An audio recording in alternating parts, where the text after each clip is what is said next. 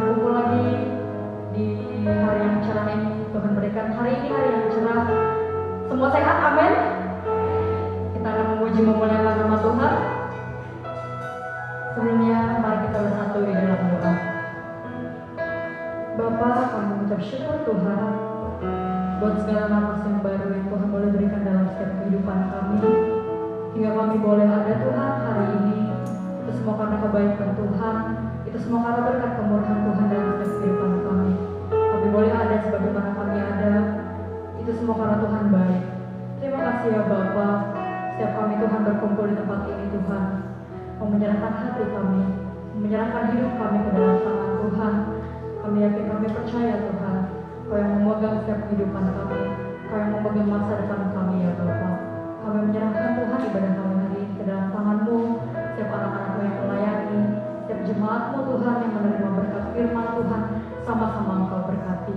Kami bersyukur Tuhan, berkati juga Tuhan setiap jemaat Tuhan yang masih di perjalanan Tuhan, Kau tibakan tempat ini dengan selamat. Terima kasih Bapa, terima kasih Yesus. Kami siap untuk memuji memuliakan nama-Mu. Haleluya. Haleluya Yesus, mari kita sembah Tuhan. Haleluya, haleluya.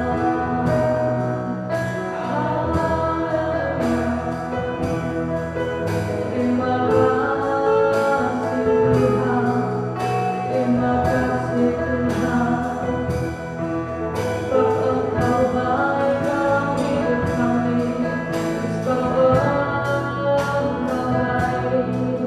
syukur bagimu. Haleluya, hanya berkat Allahmu, rasa tenang hatiku. Kau sertai jalanku,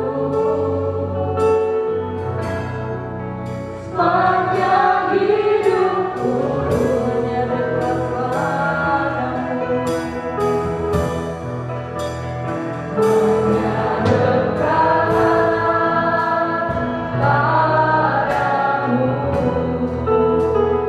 Ada kekuatan baru, Allah perlindunganku,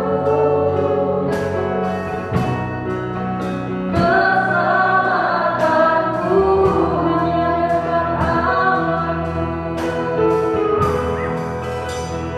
hanya dekat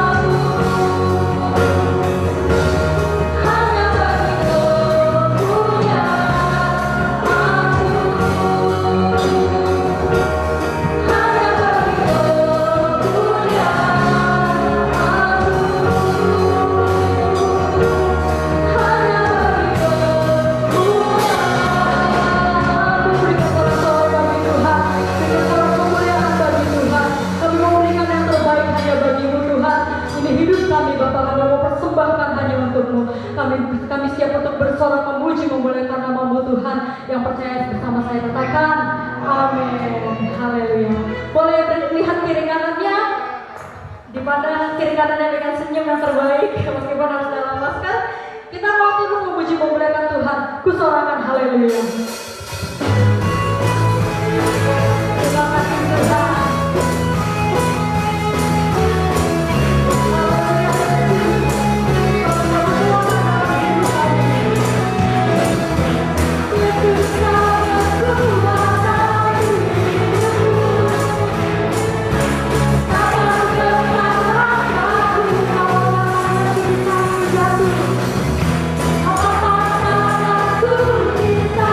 Aku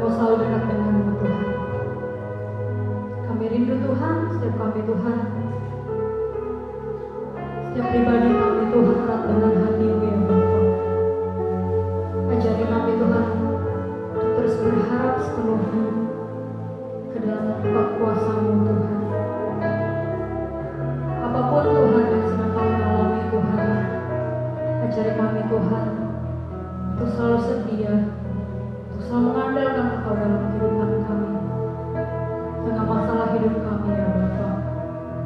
Di tengah kesulitan kami Tuhan, kami percaya Kau yang memegang setiap hidup kami Tuhan. Kami tidak akan sendiri ya Bapa, sebab Roh Kudus akan selalu menghibur kami, menguatkan kami, menuntun kami Tuhan untuk selalu percaya bahwa kami tidak akan sendiri, hidup kami dalam tangan-Mu, sebab Engkau yang ajaib dalam hidup kami. Haleluya. Betapa ajaib dan dahsyatnya Tuhan kejadian-Mu.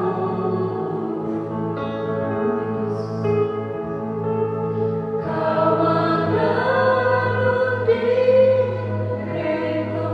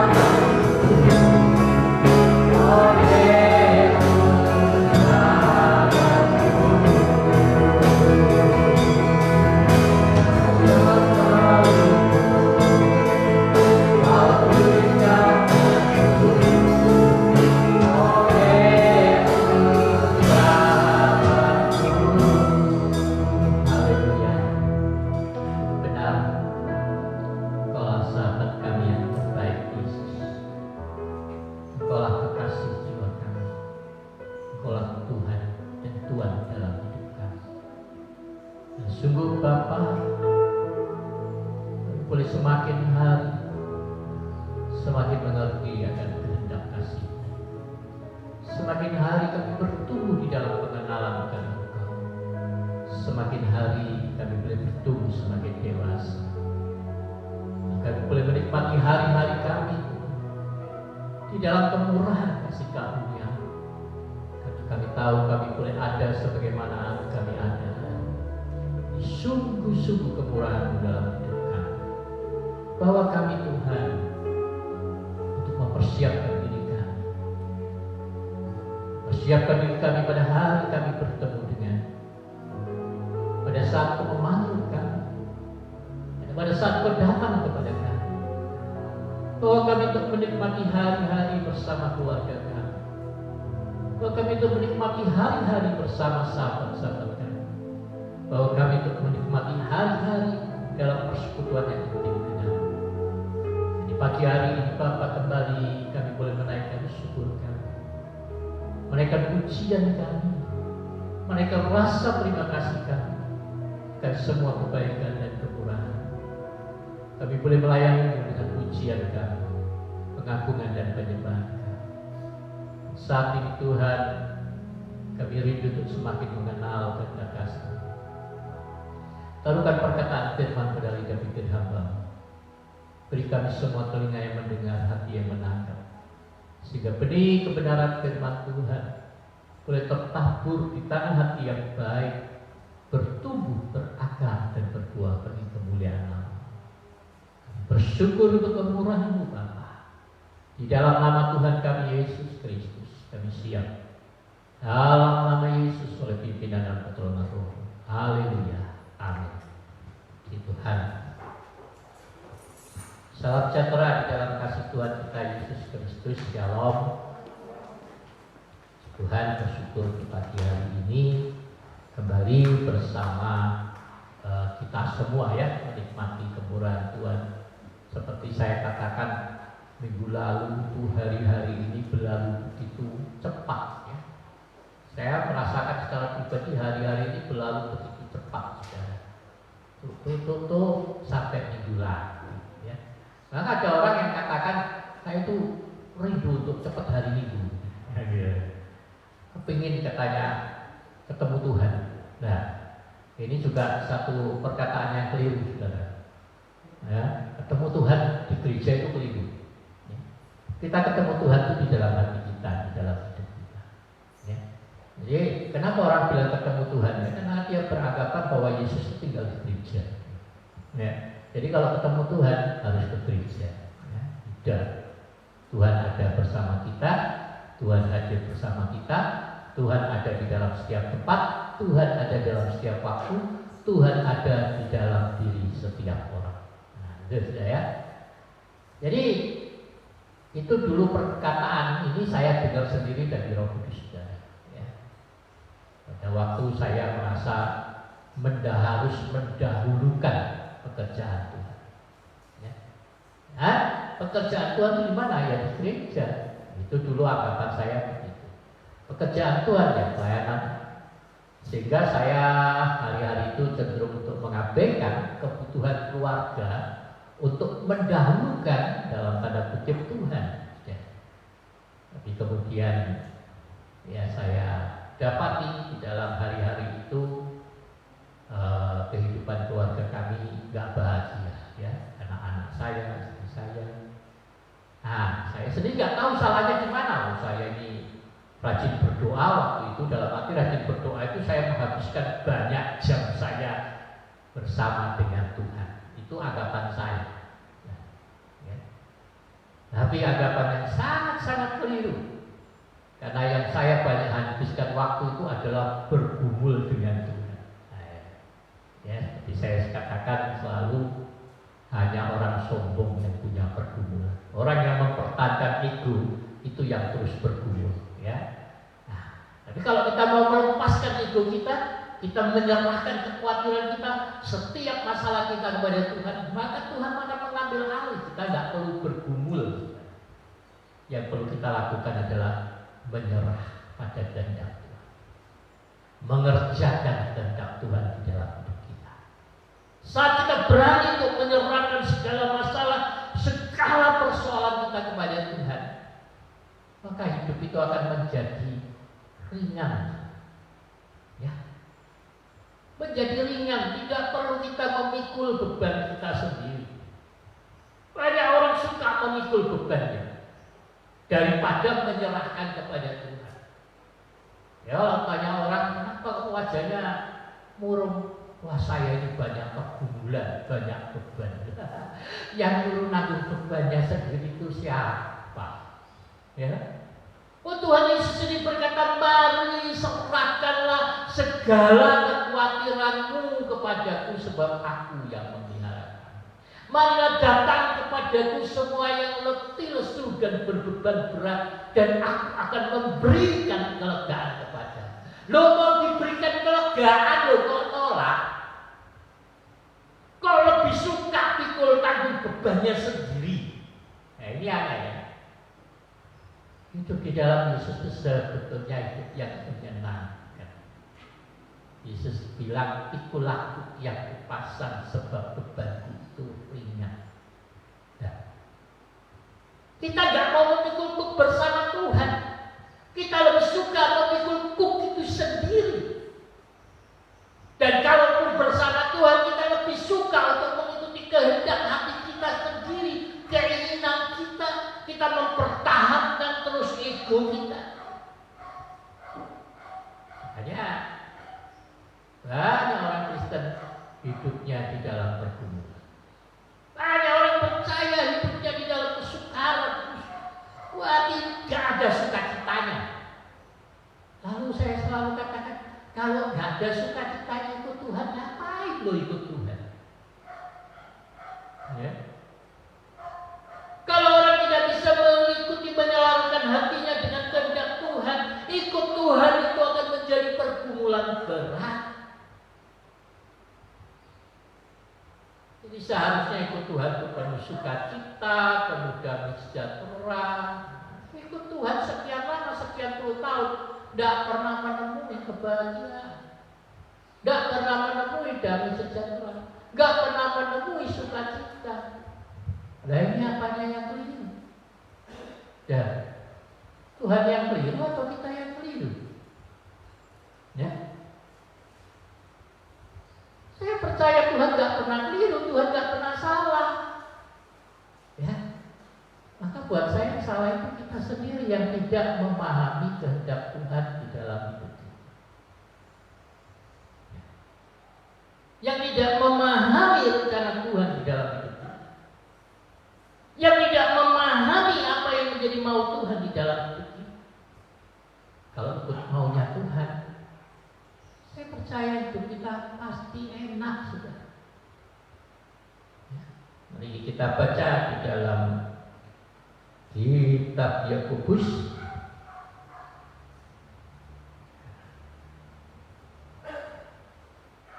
Yakobus, habis Ibrani Yakobus ya.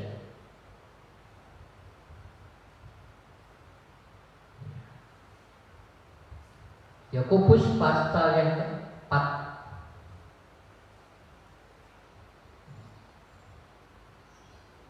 Yakobus pasal 4, kita baca aja satu perikop dari ayat 1 sampai ayat 10. Yakobus 4 ayat 1 sampai ayat 10. Judul perikopnya itu hawa nafsu dan persahabatan dengan dunia. Dari manakah datangnya sengketa dan pertengkaran di antara kamu? Bukankah datangnya dari hawa nafsumu yang saling berjuang di dalam tubuhmu? Kamu mengingini sesuatu tetapi kamu tidak memperolehnya, lalu kamu membunuh. Kamu iri hati tetapi kamu tidak mencapai tujuanmu. Lalu kamu bertengkar dan kamu berkelahi. Kamu tidak memperoleh apa-apa karena kamu tidak berdoa. Atau kamu berdoa juga tetapi kamu tidak menerima apa-apa karena kamu salah berdoa. Sebab yang kamu minta itu hendak kamu habiskan untuk memuaskan hawa nafsumu. Hai kamu orang-orang yang tidak setia, tidakkah kamu tahu bahwa persahabatanmu dengan dunia adalah permusuhan dengan Allah? Jadi barang siapa hendak menjadi sahabat dunia ini yang menjadikan dirinya musuh Allah. Janganlah kamu menyangka bahwa kitab suci tanpa alasan berkata, roh yang ditempatkan Allah di dalam diri kita diingininya dengan cemburu. Tetapi kasih karunia yang dianugerahkannya kepada kita lebih besar daripada itu.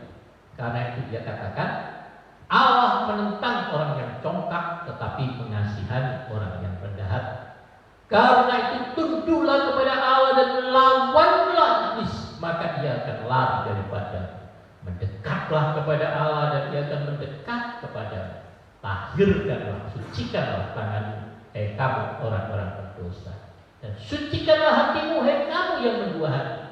Sadarilah kemalanganmu, berduka cita dan merataplah. Hendaklah tertawamu kamu ganti dengan ratap dan sukacitamu dengan duka cita. Rendahkanlah dirimu di hadapan Tuhan dan Ia akan meninggikan kamu. Puji Tuhan. Apa yang dimaksud dengan persahabatan dengan dunia? 1 Yohanes pasal yang itu katakan bahwa keinginan mata, keinginan daging, dan keangkuhan ini asal dari dunia. Keinginan mata, ya, mata ini kan suka lihat yang indah-indah, yang cantik-cantik, yang bagus-bagus. Ya. Keinginan mata, ya, kemewahan. Ya. Keinginan daging, apa nafsu daging kita ini minta dipuaskan terus. Ya. Dan keangkuhan, ego, ya. Ambisi. Ya. Ambisi sendiri nggak salah. Yang salah itu kalau ambisius. Ya. Nah, ini ketiga hal ini yang Tuhan ingin kita matikan di dalam diri kita. Ya. Selama kita memelihara ketiga hal ini, maka kita akan menjadi sahabat dari dunia. Ya. Menjadi anak Tuhan, murid Yesus tujuannya apa? Ini yang harus kita sadari masing-masing. Kita menjadi anak Tuhan, murid Yesus tujuannya apa dulu? Yang lalu saya katakan bahwa seringkali itu siapa yang salah, yang ngajar atau yang belajar. Kebanyakan menurut saya yang ngajar yang salah. Maka yang diajar mengikuti pengajaran yang salah. Sama ini kalau hamba-hamba Tuhan, pendeta itu, gembala-gembala itu suka mengikuti yang salah. Maksud saya, ya kalau menangani pengerja itu zaman-zaman dulu. Kalau sekarang kelihatannya sudah mulai ada perubahan sedikit. Dulu waktu jadi pengerja disusahin sama gembala. Maka waktu dia menjadi gembala, dia balas dendam, dia menyusahkan para pekerja. Ya. Maka saya suka ribut itu di sinode itu. Saya bilang tuh gembala-gembala itu harus bertobat, itu memperbudak pengerja. Cari tenaga kerja murah, cari di sekolah Alkitab, gak perlu dibayar, kerja 24 jam. Banyak pendeta marah sama saya kalau saya ngomong begitu. Tapi itu faktanya di banyak gereja. Maka saya itu juga memperhatikan saudara anak-anak saya. Jadi kalau pagi-pagi itu bangun tidur, habis doa, itu saya menyapu rumah. Ya, Pak Bidon itu mencuci piring. Nah, ini orang tua-tua semua yang kerja, anak-anak. Tapi saya nggak pernah menegur, memarahi anak-anak saya. Ya nggak pernah. Kenapa? Karena saya memahami sebuah siklus di dalam hidup kita. Ya. Nanti percayalah, anak-anak kita akan menghadapi anak-anaknya juga seperti itu. Jadi anak-anak yang sekarang nggak mau bantu orang tua, nanti kalau anak-anakmu berlaku seperti itu, tolong jangan marahin anak-anak. Nanti karena anakmu akan jadi orang tua. Ya. Saya menyadari bahwa dulu sebagai anak saya juga sering kali, apalagi semua saudara laki semua, ya, meskipun dari kecil saya rajin bantu orang tua begitu. Tapi ya banyak bandelnya juga kan begitu. Jadi saya sadar itu sebuah siklus. Nah, Jadi anak-anak sekarang rajin bantu orang tua. Kenapa kita takut kan kita tua kan, ya kan? Supaya nanti dapat anak-anak juga yang rajin bantu kamu sebagai orang tuanya. Tapi jangan kita ketika menerima hal yang negatif dari orang tua, kita membalas itu kepada anak-anak kita. Ya. Nah, saudara, mengapa kita nggak menemukan damai sejahtera sukacita itu Yesus? Kenapa banyak orang nggak menemukan damai sejahtera sukacita itu Yesus? Kenapa banyak hamba Tuhan itu banyak pendeta nggak temui damai sejahtera sukacita melayani Tuhan? Ya, karena yang dikejar itu penguasaan itu. Kalau dibilang mau kedudukan di dalam gereja kah, mau kedudukan di dalam dunia kah, sama saja. Apakah kehidupan pendeta-pendeta di sinode itu jauh lebih baik? Tidak. Banyak perebutan jabatan majelis daerah, ketua umum, itu ributnya minta ampun. Di beberapa sinode itu bisa saling memfitnah. Dulu pernah itu di Kaltim, di satu pemilihan majelis daerah di satu sinode gereja. Sampai sesama pendeta saling melapor ke polisi. Bayangkan. Ya. Untungnya kalau di GPPS nggak ada. Kenapa? Yang jadi MP banyak yang nggak tahu. Ya kenapa? Karena GPPS duitnya sedikit. Kalau jadi MP harus berani keluar uang sendiri kemana-mana. Makanya nggak ada yang mau, ya.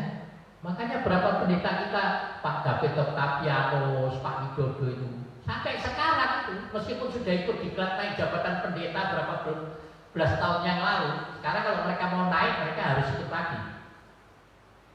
Mereka nggak mau naik, sudah. Kenapa nggak mau naik? Nggak mau jadi majelis daerah. Karena syaratnya majelis daerah harus pendeta. Jadi tidak ada yang mau. Tapi itu semua di mana-mana tempat sama saja. Selama ego itu belum ditaklukkan, semua mau jadi yang terbaik. Semua mau jadi yang berkuasa.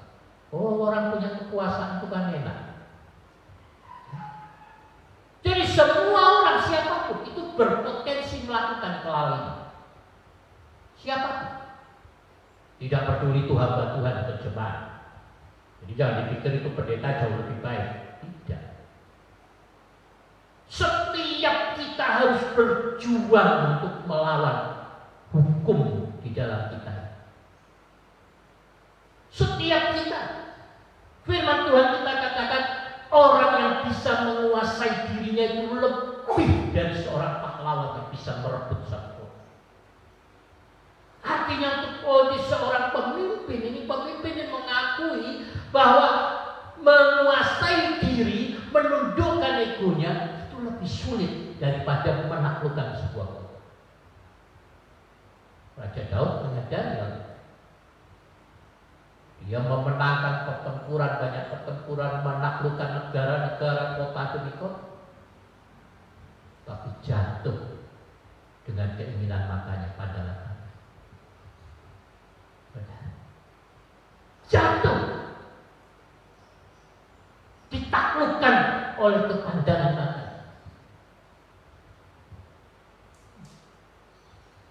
Makanya firman Tuhan meletakkan penguasaan diri di dalam buah roh yang terakhir. Nah, saya sadari benar bahwa penguasaan diri itu sebenarnya benar-benar merupakan hasil hubungan kita dengan Tuhan. Hasil dari keintiman kita dengan Tuhan. Tidak ada seorang pun dari kita yang mampu, yang kuat, yang bisa berkata, saya mampu menguasai diri saya dengan kemampuan saya sendiri. Saya percaya hanya oleh pertolongan dan kemurahan Tuhan kita mampu untuk menguasai diri. Maka jalan satu-satunya untuk itu, mari bangun persekutuan hubunganmu dengan Tuhan.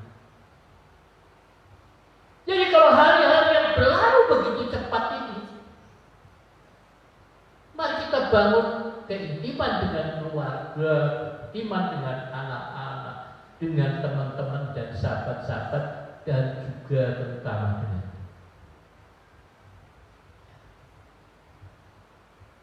Tuhan. Jadi dimanapun kita ada, kita berada, kita menyadari kehadiran Tuhan. Kalau kita menyadari kehadiran Tuhan, saya percaya kita tidak akan lakukan hal yang buruk. Kalau kita menyadari bahwa tubuh kita ini baik Roh Kudus, kalau kita menyadari siapa diri kita, kita adalah milik Yesus.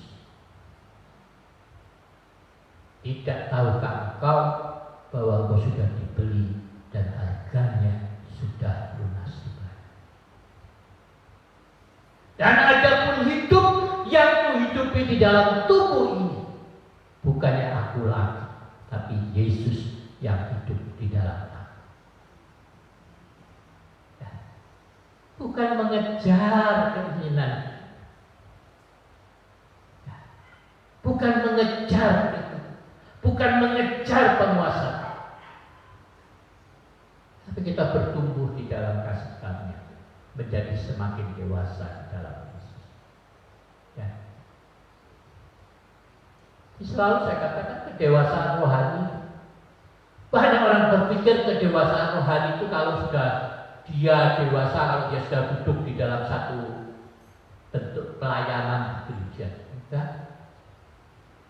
Atau dari sudah sekian puluh tahun beribadah di gereja, apakah orang dibilang dewasa rohani? Belum tentu. Orang yang sudah dewasa rohaninya itu pertama-tama memahami siapa dirinya di dalam itu. Memahami bahwa dirinya adalah milik Yesus. Hidup untuk tujuan dan rencana Yesus di dalam hidup. Kalau kita mengejar keserupaan dengan Yesus di dalam karakternya, kita bertumbuh dari hari ke hari, diubahkan dari hari ke hari, maka kita akan memiliki hatinya Yesus, kesabarannya Yesus, kemurahan Yesus, kasihnya Yesus. Tapi sudah sekian puluh tahun di gereja, sudah tua di dalam gereja, sudah melayani pekerjaan Tuhan sekian lama, sehingga kalau tidak dipanggil sebagai si tua, tidak dipanggil penatua, tidak dipanggil diaken, tidak ditulis si tuanya di depan namanya, marah. Ya. Marah. Ada pendeta kalau tidak dipanggil pendeta, marah. Saya malah risih kalau dipanggil orang di luar itu pendeta. Ada pendeta. Jadi saya pernah cerita lalu, istrinya melahirkan, ditulis cuma namanya tok, di ranjang bayinya nama bapaknya, tulis nama bapaknya tok. Oh, dia marah. Dia minta semua gelarnya juga ikut ditulis. Pendeta ini dan gelar di belakang. Ya. Saya pernah mendampingi pendeta senior, pendeta tua, KKR. Sudah dipanggil waktunya khotbah, MC-nya panggil dia. Liturgosnya panggil dia tidak maju. Sudah 3 kali dipanggil namanya. Orang tua itu tidak mau maju. Akhirnya saya sadar sesuatu. Saya langsung naik ke atas mimbar itu. Lalu saya bisikkan semua gelar. Dipanggil dengan semua gelar. Baru dia mau maju. Ya. Ada pendeta dulu begitu, tidak disebut gelarnya. Dia bilang sama saya, itu dia bilang bukan sama saya, sama kami. Saya dibayar 50 juta untuk dapat itu. Masa kamu tidak mau sebut? Wah, gila. Saudarain, ya. Jadi masih wah itunya itu. Orang suka bilang harga diri. Sudah sekian puluh tahun di gereja, tapi masih menyimpan kepahitan hati, menyimpan kebencian, menyimpan kekecewaan.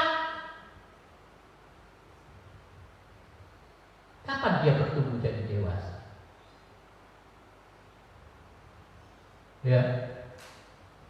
Sekian puluh tahun kalau dibilang anak-anak nggak mau. Masa udah sekian puluh tahun berjemaat masih anak-anak? Masa sekian puluh tahun melayani masih anak-anak? Nggak bisa makanan keras? Bukan anak-anak, kakek nenek engkau mak. Kenapa? Udah ompong giginya kayak saya, tapi saya masih ada kan, masih bisa makan keras. Sekian marah kalau dapat makanan keras. Ya, maunya makan bubur, bagus untuk pencernaan. Nah, ada firman Tuhan katakan Allah menentang orang yang congkak. Hanya orang congkak di gereja, tidak sadar dia orang congkak, merasa dirinya orang yang paling rohani. Nah, bagi pendeta, nggak bisa salah. Jangan berani mengusik hamba Tuhan yang diurapi ya. Hati-hati loh, celaka. Akhirnya nggak ada orang berani menegur gembalanya, nggak ada yang berani mengkoreksi.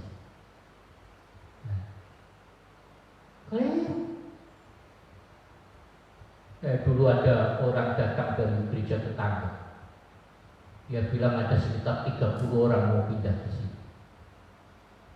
Saya tanya ada masalah apa? Dia membicarakan keburukan pendetanya. Dia katakan hamba Tuhan itu tidak mau dikoreksi.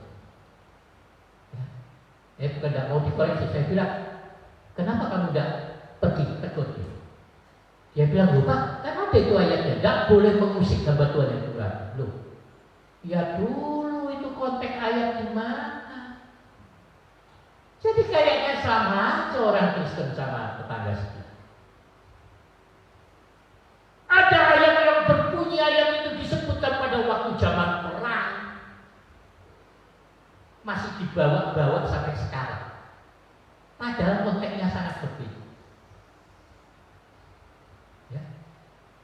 Konteksnya sangat berbeda. Saya bilang kalau saya jelaskan, saya bilang pergi tegur gembala. Kalau dia kamu tegur gak mau terima, balik sini baru saya terima. Tapi saya angkat telepon, saya telepon gembala. Ini loh, mau pindah ke sini, sama seluruh keluarga besar yang mau pindah sini. Karena kebetulan orang Batak kan, jadi seluruh marganya mau pindah ke kita.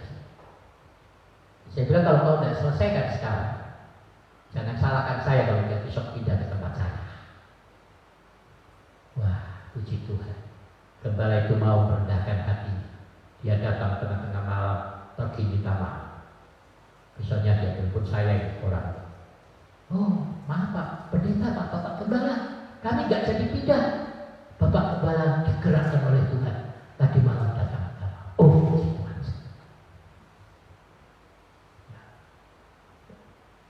Kalau ada orang pindah gereja, orang kaya-kaya sudah, kalau saya malah gak sedih. Berapa kali orang kaya-kaya mau pindah sini? Ada orang yang ngaku, saya ini bantu gereja. Saya kasih sekian ratus juta buat gereja.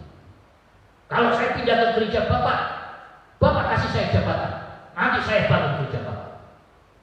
Wah. Saya ya tak marah sudah. Cuman tak benar. Itu istri saya itu di sebelah saya langsung kabur dia. Jadi saya katakan, wah gak bisa Pak. Wah bisa datang-datang serta-merta minta jabatan pelayanan, gak bisa. Bapak harus berjemaat dulu minimal 6 bulan. Baru kita lihat dulu Pak. Lalu kemudian yang kedua saya mau kasih tahu, saya gak butuh orang kaya Pak. Di gereja kami tidak butuh orang kaya. Tuhan kami lebih kaya dari semua orang kaya. Tapi kami perlu orang yang mau merendahkan diri, mengikuti kehendak Tuhan. Karena yang kami kejar di gereja kami adalah keserupaan dengan Kristus. Jadi kalau Bapak mau pelayan untuk perintah hamba Tuhan, jangan ke gereja kami nanti kecewa. Sampai sekarang nggak pernah datang. Ya, benar. Ya saya lihat adalah minta maaf, ada banyak hamba Tuhan mengajar salah. Dari sekolah minggu kita udah diajari secara salah. Ikut Tuhan artinya diberkati, ikut Tuhan artinya kaya, ikut Tuhan artinya gak kenal penyakit. Ikut Tuhan pasti gak ada kesusahan, gak ada kesukaran. Ikut Tuhan caranya lempeng. Maka pada akhirnya orang-orang bergereja dan berpikir dia bisa mengatur Tuhan. Beberapa waktu lalu saya baca di Facebook ada pendeta yang kurang ajar sekali. Dia bilang, pergi ke rumah saya kalau kau tahu Yesus itu pelayan saya atau saya yang pelayan Yesus. Dia bilang, kan kurang ajar. Dia katakan bahwa Yesus itu pelayan. Saya nggak mau ribut sih di situ, percuma. Itu apa? Cuma saya pikirnya dua orang ini minta. Kenapa? Itu orang kecewa. Dia melihat corona ini, pimpinannya semua pendeta-pendeta katanya cuma omong kosong. Dia bilang begitu. Nah ini kenapa? Karena penanaman pengajaran yang salah dalam gereja. Seperti selalu saya katakan, kita itu melakukan apapun bukan untuk diberkati, tapi kita melayani, kita beribadah, kita menunjukkan diri kita di hadapan Tuhan. Kalau kau datang untuk berkat-berkat, gak usah ke gereja, ke gunung kami lebih cepat dapatnya. Pergi ke dukun lebih cepat dapatnya, meskipun belum tentu dapat duit asli. Belum tentu, tapi cepat dapatnya. Nah, banyak dukun tukang tipu kan. Tapi kalau kita ikut Tuhan untuk diberkati, keliru. Udah usah ikut Tuhan kalau mau diberkati. Anak Tuhan itu jangan minta diberkati. Engkau sudah hidup dalam berkat-berkat Tuhan. Ngapain lo minta diberkati? Tinggal nikmati berkat kemurahan. Kita itu diberkati, ingat, selalu saya ingatkan ini, kita diberkati itu bukan karena apa yang kita kerjakan buat. Kita diberkati itu semata-mata karena kita anak-anak. Jangan keliru. Makanya kecil-kecil masih sering pendeta-pendeta menekankan, ayo banyak doa supaya diberkati, rajin ibadah supaya diberkati, kembalikan perpuluhan supaya diberkati, ayo beri, kau akan diberkati 30, 60, 100 kali ganda. Kita diberkati bukan dana, tapi kau harus tahu apa yang kau kabur itu akan betul. Jadi apa yang kita tabulkan hari-hari? Apa yang kita tabulkan selama ini dalam hidupmu?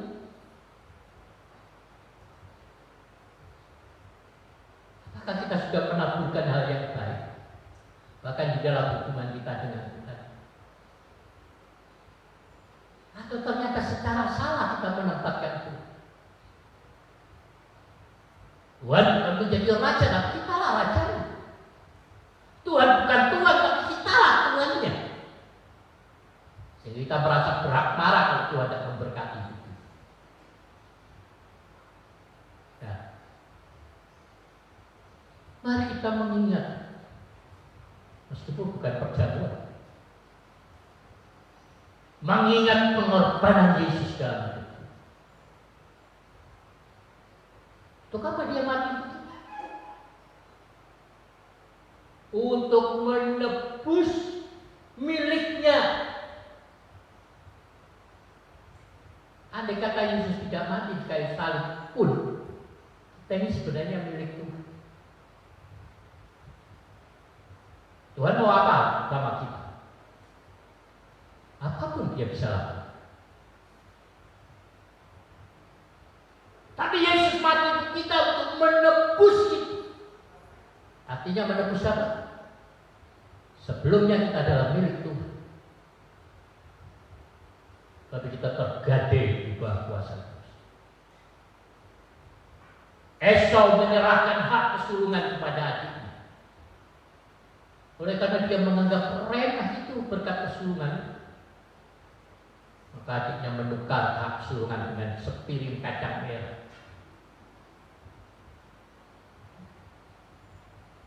Adam dan Hawa menukar hak kesulungan itu dengan itu. Iming-iming aku akan menjadi sama seperti itu. Nah, maka manusia tergadai di bawah kuasa. Yesus mati di kayu salib menebus miliknya. Jadi siapapun kita dalam milik Kristus. Saat Yesus menebus kita, membeli kita kembali, kita adalah orang-orang merdeka. Kita tidak dibawa hukum Taurat. Orang-orang yang hidupnya masih di bawah hukum Taurat, jelas ketika mereka berpikir bahwa segala apapun yang mereka lakukan itu pasti Tuhan balas. Itu sebenarnya orang masih menempatkan diri di bawah hukum Taurat. Tapi kita anak-anak Yesus, anak-anak Bapa kita hidup di dalam kasih. Kasih itu memerdekakan kita. Jadi kasih itu adalah dasar dari segala sesuatu yang kita kerjakan, yang kita lakukan, apapun itu. Maka kita melayani berdasarkan kasih. Maka saudara datang kita beribadah karena kita mengasihi. Kita mengembalikan persepuluhan kita karena kasih kita kepada Tuhan dan juga kasih kepada gembala. Ya. Jangan mengembalikan perpuluhan karena mau dikembalikan 30, 60, 100 kali ganda. Kalau saudara berpikir untuk itu, jangan kembalikan perpuluhan saudara. Tapi kalau saudara mengasihi Tuhan dan mengasihi gembala saudara, kembalikan persepuluhan kepada Tuhan. Itu begitu. Ini kemarin beberapa waktu lalu ini ada juga mau bertikai lagi persoalan itu. Mau dibawa ke ranah pengadilan. Lalu teman itu saya nasihati, gak usah. Mau naik banding gak usah naik banding. Pada akhirnya dia mengakui kepada saya dia habis sekitar 500 juta. Bayangkan saudara, 500 juta. Ini pendeta ini enteng keluarkan di pengadilan. Apalagi gereja Betani Surabaya itu yang bapak sama anak gegeran. Hanya sampai dalam sekali menyindir, jangan sampai mereka berkelahi sampai mati.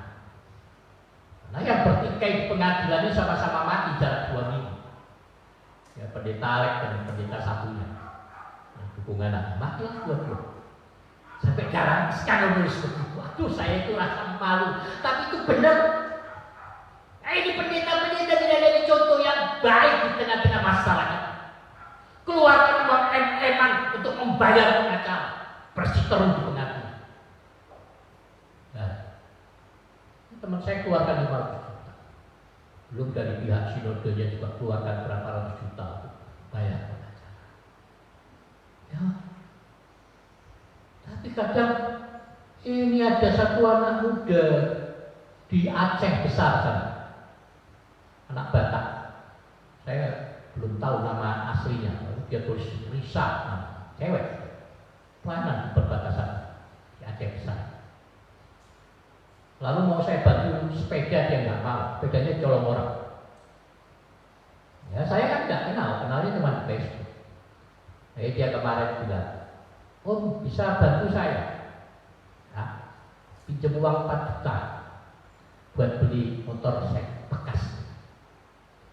Saya bilang jangan beli bekas motor ya, beli motor saya. Nah, tapi saya belum punya uang segitu. Nah, tapi saya akan coba untuk hubungan dengan teman-teman saya kalau ada mereka mau bantu. Tapi saya akan bantu kamu 1 juta. Saya nggak kenal. Jadi hati saya sejahtera saja. Jadi saya mau bantu. Jadi kalau ada saudara mau bantu bisa. Nah, saya berpikir Lalu saya hubungi teman ini, teman-teman yang berani keluar uang banyak untuk pengacara. Lah ketika untuk bantu pekerjaan Tuhan banyak yang nggak mau. Tapi keluarkan uang untuk mempertahankan harga diri katanya. Siapa dari kita yang masih punya harga diri? Jangan ada satupun dari kita yang bisa bilang saya punya harga diri. Harga itu sudah tidak ada, nol. Yesus sudah membeli. Maka kalau kita bicara harga diri, kita bicara tentang harga Yesus yang mati di kayu salib untuk kita. Bukan harga diri, ego kita, keangkuhan, tapi harga dari kematian Yesus itu tidak ternilai, tidak terukur. Lalu mengapa kita harus malu kalau orang merendahkan kita? Mengapa kita harus malu ketika orang mengecewakan kita? Mengapa kita harus marah? Yesus yang terpaku di kayu salib, di tengah-tengah penderitaannya, di tengah-tengah puncak penderitaannya, saat dia harus memikul semua dosa orang di dunia ini dari segala zaman, dia masih bisa berkata kepada mereka yang menghujatnya di bawah, ya Bapa, ampunilah mereka, sebab mereka tidak mengerti apa yang mereka lakukan. Saya pikirkan inilah bahwa orang-orang yang menghujat saudara, bahwa orang-orang yang menganiaya hati saudara, orang-orang yang mengecewakanmu, tidak mengerti dengan siapa dia berada. Lalu kenapa kok kita masih marah? Kenapa kita masih mau membela diri kita? Kenapa kok kita masih merasa kecewa? Mari ingat Yesus yang mati di kayu salib bagi yang memikul semua beban dosa.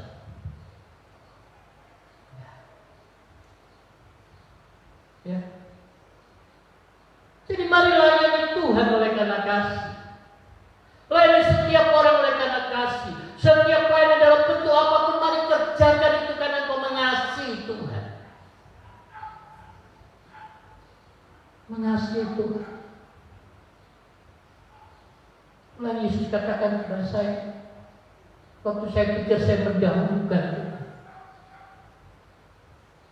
Yesus katakan kepada saya, aku ada di dalam diri setiap orang, aku ada di dalam setiap waktu, aku ada di dalam setiap tempat. Tidak peduli siapa kita layani, tidak peduli baik atau buruk waktunya, tidak peduli pelayanan dalam bentuk apapun. Saya akan mengerjakannya dengan kesungguhan hati saya. Saya akan mengerjakannya oleh karena kasih yang Tuhan sudah percayakan dalam hidup saya.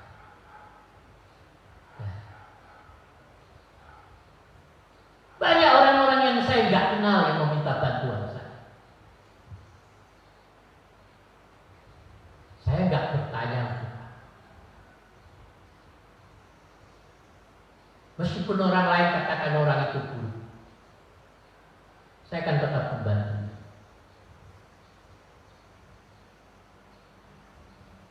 Memang ada orang-orang yang mau memanfaatkan kita itu. Bahkan hamba Tuhan, bahkan pendeta. Wah, dipecat dari gereja. Kenapa? Jual gereja. Sudah gitu bermohon-mohon lagi sama Pak Ketum kita yang lama, Pak Sen. Kenapa diterima lagi sama Pak Sen? Lama dia minta uang kemana-mana. Tahu-tahu dia korupsi uang daerah berapa puluh juta. Dia pun kemana-mana termasuk saya.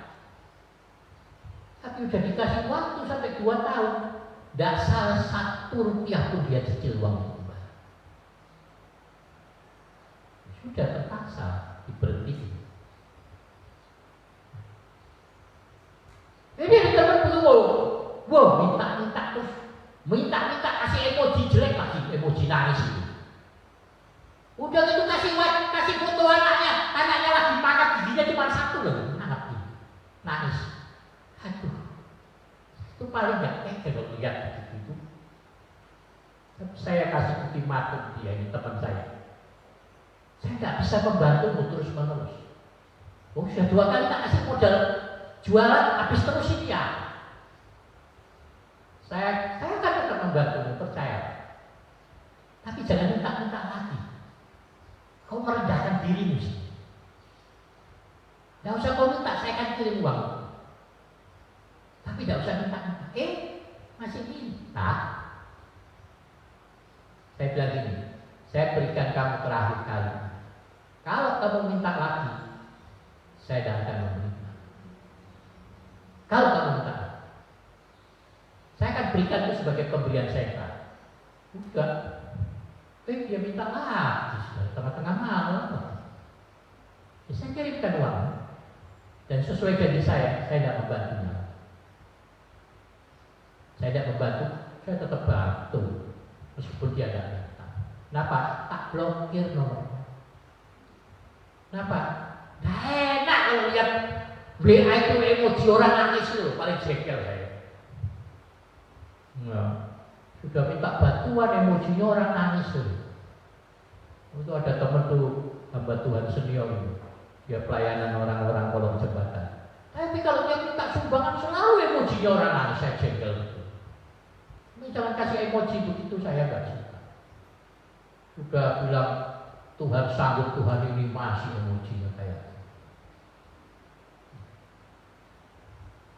Saudara, tapi mari lakukan apapun oleh karena kasih. Mari kita datang beribadah karena Kau mengasihi. Kita memberi, kita menabur, kita membantu orang-orang lain oleh karena Kau mengasihi Tuhan. Bukan oleh karena ada 30, 60, 100 kali. Tuhan ada di dalam diri setiap orang. Terus sebabnya firman Tuhan katakan kepada kita, layan seorang dengan seorang yang lain. Layani orang itu seolah-olah kau melayani Tuhan sendiri. Bagaimana kalau kita melayani Tuhan sendiri? Pasti harusnya dengan sukacita,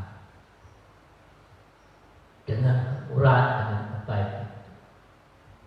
Ya, kita melayani dengan sungguh-sungguh, melayani Tuhan sendiri. Kalau melayani masih pilih-pilih, nah celakanya ini pendeta yang suka melayani pilih-pilih. Ya. Yang melayani siapa? Kalau ada orang kaya yang tegur, yang marah itu bukan orang lain, pendeta-pendeta. Berapa kali saya menegur orang kaya, banyak pendeta marah sama saya. Dulu saya pernah menegur adiknya Ibu Tin Soeharto di Cendana sana. Pendeta-pendeta itu marah semua sama saya. Kamu nggak tahu siapa dia? Siapa? Ini adiknya Ibu Tin Soeharto. Negara waktu itu. Istrinya Pak Kaptin, jaksa muda aku. Saya nggak peduli. Nah, kenapa? Karena Tuhan suruh saya sampaikan sesuatu sama dia. Saya ngomong memang agak dulu itu ngomong saya itu agak kasar. Tapi memang karena saya nggak tahu juga ya. Jadi saya kata goblok, bodoh sih. Sama hatinya itu. Tapi andaikan pun saya tahu, saya kira saya akan tetap mengatakan. Karena memang Tuhan yang suruh. Waktu itu saya masih kasar sekali. Sekarang sudah jauh lebih bukan lebih lembut ya. Ya lebih lunak lah gitu ya. Lebih bijak sini lah. Ya. Maka mari. Apa yang Tuhan mau dari kita? Ingat ini Yesus mati untuk kita, membeli kita dengan darahnya, menjadikan pemilik Ingat, untuk berbuat baik. Mari berikan kebaikan kepada setiap orang. Siapapun, tetanggamu kiri kanan muka belakang, ada orang-orang yang Tuhan tempatkan sibuk, meskipun mereka berbuat jahat kepada, meskipun mereka merongrong, meskipun mereka mengecewakanmu, mari ingat kau milik Yesus. Kita milik Yesus. Untuk apa Tuhan mendidik kita? Memperbaiki, mempersiapkan kita untuk memerintah bersama. Bukankah itu satu pengharapan yang mulia, tujuan yang mulia? Lalu mengapa kita masih harus bersungut-sungut dengan hidup ini? Mengapa kita sering kecewa dengan Tuhan? Firman Tuhan dalam penderitaan yang ringan ini tidak akan pernah melebihi kemuliaan yang akan datang. Jadi mari kita nikmati hari-hari ini di dalam kebaikan dan kemurahan. Mari kita menikmati hari-hari ini dengan melayani setiap orang yang Tuhan percaya di dalam hidup kita. Mari kita menikmati hari-hari ini di dalam kasih kita. Pertama akan keluarga, saudara, dan kemudian kepada semua orang. Mari lakukan setiap kehendak Tuhan, oleh karena kau mengasihi Yesus. Ketika kau mengerjakannya, saudara percaya. Saya selalu katakan, tidak perlu minta berkat. Saya itu berdoa tidak pernah minta berkat. Saya berdoa itu berterima kasih untuk berkat-berkat Tuhan yang Tuhan boleh percaya. Orang percaya tidak perlu kejar berkat, karena berkat-berkat Tuhan akan ada di dalam hidup setiap orang percaya. Tinggal kita ambil, tinggal kita nikmati. Tapi jangan nuntut-nuntut Tuhan memberkati kalau tidak pernah menabur apa yang baik. Wong menabur jagung, kok minta panen durian, itu kan ya aneh. Ya? Kalau menabur jagung yang menuai jagung. Kata firman Tuhan, menabur angin menuai badai. Jadi jangan suka menabur angin, tapi menaburlah di dalam kebaikan, menaburlah di dalam kasih, menaburlah di dalam kemurahan. Ya, ingat seperti yang selalu saya katakan, jangan beri sedekah. Sedekah itu diberikan oleh karena dasar belas kasihan. Tapi kita ini anak-anak raja. Saat anak-anak raja memberi, itu untuk menunjukkan kemurahan. Ya, menunjukkan kemurahan, menunjukkan kekuasaan, menunjukkan kemenangan. Ini yang sering dilupakan oleh para bicara pemulihan kemah Daud, pujian penyembahan keliru. Pemulihan kemah Daud berbicara tentang otoritas imam dan raja. Maka kau punya otoritas imam dan raja? Nah, ini imam dan raja. Jadi pergunakan otoritas imam dan raja. Kedatangan memuji memuliakan itu. Kita adalah imam. Ketika kita hidup di tengah-tengah dunia ini, kita menunjukkan otoritas kerajaan. Ya, raja apa pernah khawatir dengan berkat? Enggak pernah khawatir. Ya, kita anak raja. Ya, anak-anak raja di atas tanah. Jadi milikilah mentalitas raja. Hiduplah sebagai anak raja. Jangan anak raja tapi mentalitasnya pengemis. Nah, raja kok minta-minta terus. Namanya anak-anak raja itu dia selalu dipenuhi dengan pujian. Anak-anak raja kok suka bersungut-sungut, kok suka menggerutu. Mari isi wall-wall, ya, halaman-halaman, postingan-postingan saudara dengan ucapan rasa syukur kepada Tuhan. ucapan kebaikan Tuhan, jangan ucapan kebencian, sakit hati, luka hati, rugi. Nah, tapi nyatakan kebaikan kemurahan Tuhan pada diri. Ya, kalau orang bilang, weh postingannya bagus-bagus, tapi kelakuannya nggak bagus, ya. Nah, kita harus imbang, selaras kehidupan kita. Hidup saudara boleh menjadi saksi, menjadi berkat bagi banyak orang. Ya, Tuhan Yesus memberkati kita. Haleluya. Si Tuhan, kasihan pemain musiknya pada ngantuk-ngantuk di situ.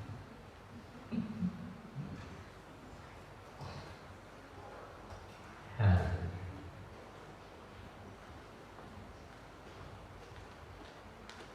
Soalnya pakai masker semua jadi nggak kelihatan. Mari kita bagi berdiri ya Pak. Terima kasih Yesus. Kami sungguh bersyukur, berterima kasih untuk setiap kebaikan dan kemurahan dalam hidup kami.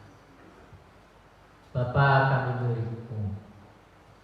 Kami sudah dibeli dan harganya sudah lunas dibayar. Kami milik Yesus. Tubuh kami adalah bait Roh Kudus, kemah tempat kediaman Allah di bumi. Tapi ini bukan bait suci yang sesungguhnya. Ini hanya sebuah kemah yang satu kali kami akan tinggalkan. Kemah ini akan menjadi rapuh dan hancur. Sama seperti Rasul Paulus merindukan untuk beralih dari kemah ini menuju bait suci yang abadi. Kami merindukan Tuhan setiap berbagi kami. Oleh sungguh-sungguh dan kami sedang membangun rumah Tuhan di dalam hidup kami.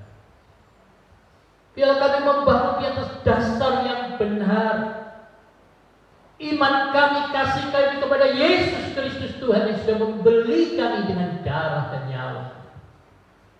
Menjadikan kami menjadi milik kepunyaan-Mu untuk berbuat baik. Mari Tuhan Yesus tolong setiap kami. Biar kami boleh membangun di atas dasar dengan bahan-bahan yang terbaik. Bukan dengan kayu, rumput kering dan jerami yang akan habis dan hancur dimakan api. Tapi kami boleh membangunnya dengan emas, perak, dan permata. Membangun dengan bahan-bahan yang teruji, yang sekalipun dibakar dengan api, yang sekalipun diasah dan digosok, akan lebih cemerlang. Mari Tuhan tolong kami menghadapi hari-hari kami di tengah-tengah dunia ini. Setiap masalah, tantangan, godaan, dan apapun, Bapa, berikan kami roh keberanian dari tempat mati untuk kami merespon dengan benar kehendak Tuhan. Untuk kami berani mengampuni orang-orang yang bersalah kepada kami. Untuk kami berani untuk Tuhan membalas kejahatan dengan kebaikan. Untuk kami boleh menaruh bara api di atas kepala setiap orang yang tidak menyukai kami. Mari Tuhan tolong setiap kami. Tolong kami Yesus. Tolong kami Roh Kudus. Agar kami boleh berbuat baik kepada setiap orang. Sebab Engkau mau kami berbuat baik. Engkau mau kami tinggal di dalam kebaikan hati. Oleh karena kasih-Mu yang melimpah di dalam hidup kami. Terima kasih Tuhan Yesus, kami bersyukur kepada-Mu di pagi hari. Kami berkumpul bersama melayani ini semata-mata oleh karena kemurahan kasih Tuhan. Terima kasih Bapa, terpujilah akan nama-Mu. Kami bersyukur kepada-Mu di pagi hari.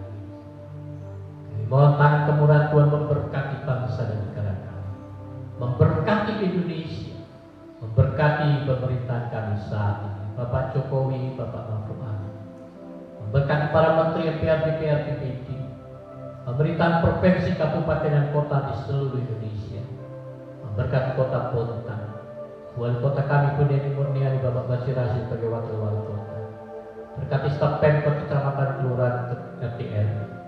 Berkati ketika banyak pupuk dan semua perusahaan yang berdomisili di kota ini. Terima kasih Bapa Surga. Terima kasih Yesus.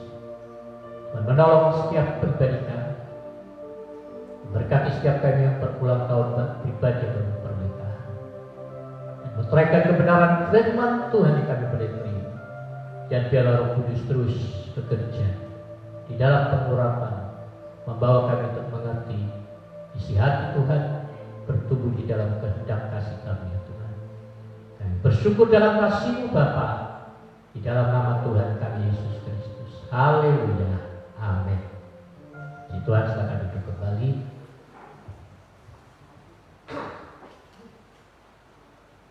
Atas nama Tuhan Yesus Kristus sebagai Kepala Gereja, kembali kita mengucap syukur kepada Tuhan untuk persekutuan kita di pagi hari ini. Puji Tuhan kepada kita, ya masih seperti ya biasa di dalam era new normal ya. Puji Tuhan, hari Selasa ada doa malam. Siapa itu hari Selasa tadi? Ya doa malam itu tadi kayaknya Selasa ada apa ya?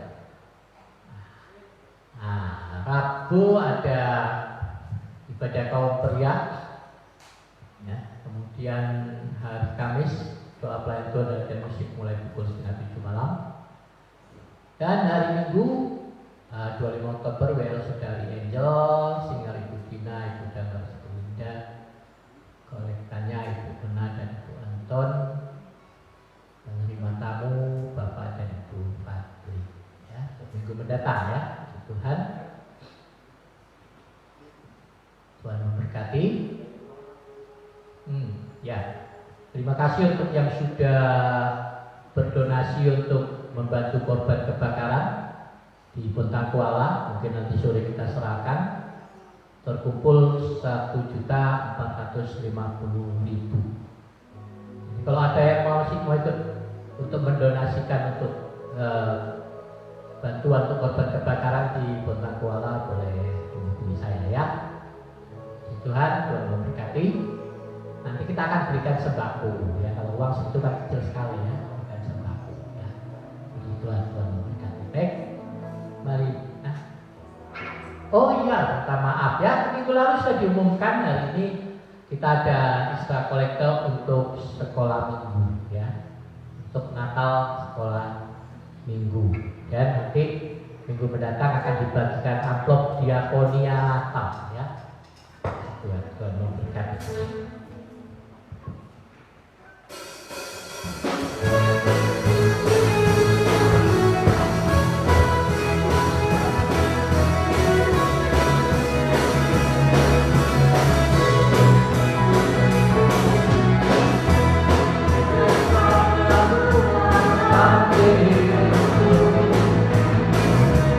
Tangan getar lagu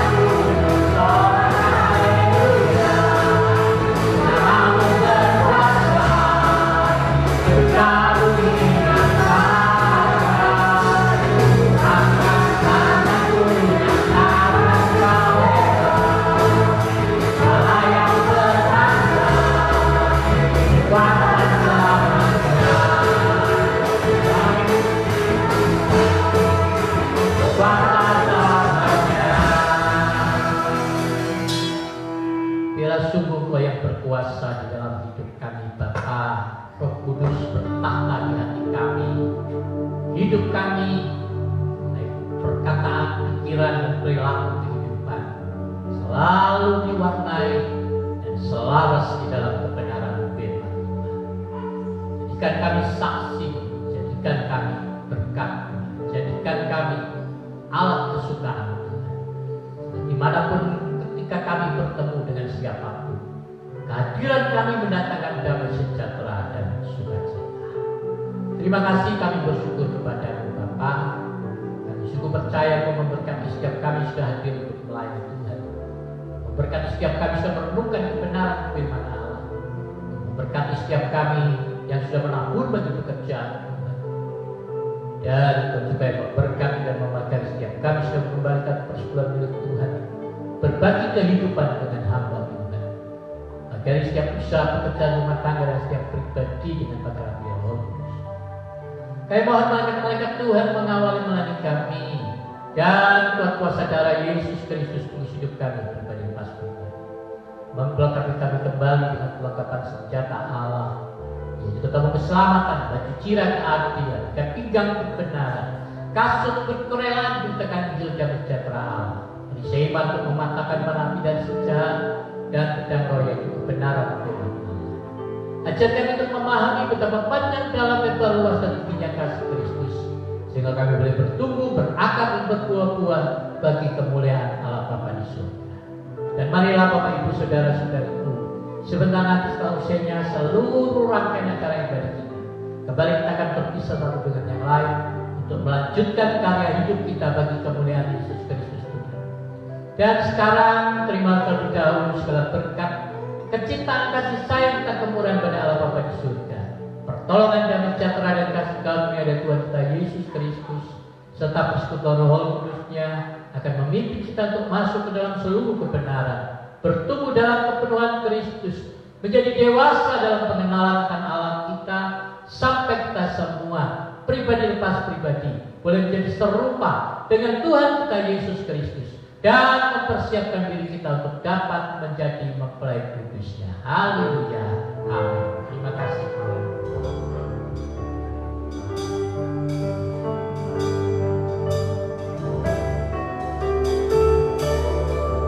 Terima kasih Tuhan untuk kasih setia.